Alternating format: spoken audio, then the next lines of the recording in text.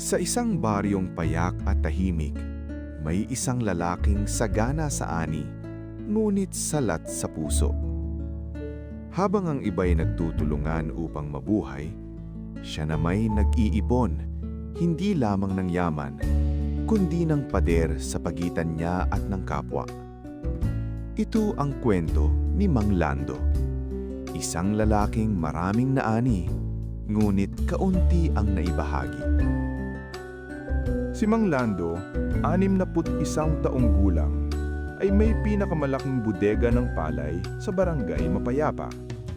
Taon-taon, laging puno ang kanyang imbakan. Ngunit kahit isang dakot ng bigas, bihira niyang ipamigay. Pinaghirapan ko to, hindi ko kasalanan kung nagutom kayo.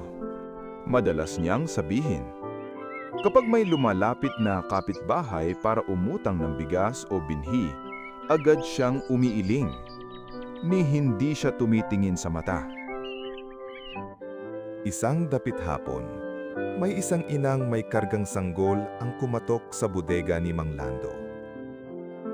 Mang Lando, kahit kalahating sako lang po. May sakit ang anak ko.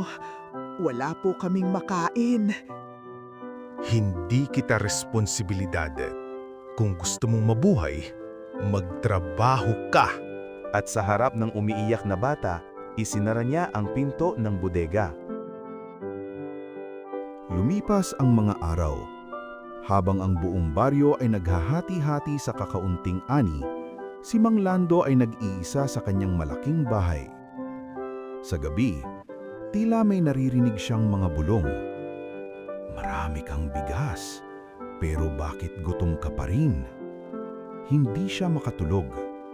Kahit puno ang kanyang mesa, walang lasa ang pagkain. Ang kanyang mga kamay ay puno, ngunit ang dibdib ay mabigat. Isang gabi, dumating ang malakas na ulan. Hindi pangkaraniwan, hindi huminto. Bumaha ang buong baryo. Nalubog ang mga taniman. At ang pinakamalaking bodega, ang kay Mang Lando, ay unti-unting pinasok ng tubig. Sinubukan niyang iligtas ang mga sako, ngunit huli na. Nabasa, nabulok, nasayang. At sa unang pagkakataon, siya ang humingi ng tulong. Lumapit siya sa mga kapitbahay, ngunit isa-isang nagsara ang pinto. Pasensya na po, Mang Lando, sapat lang po ito para sa amin. Sa bawat pagtanggi, tila may pumutol sa kanyang lakas.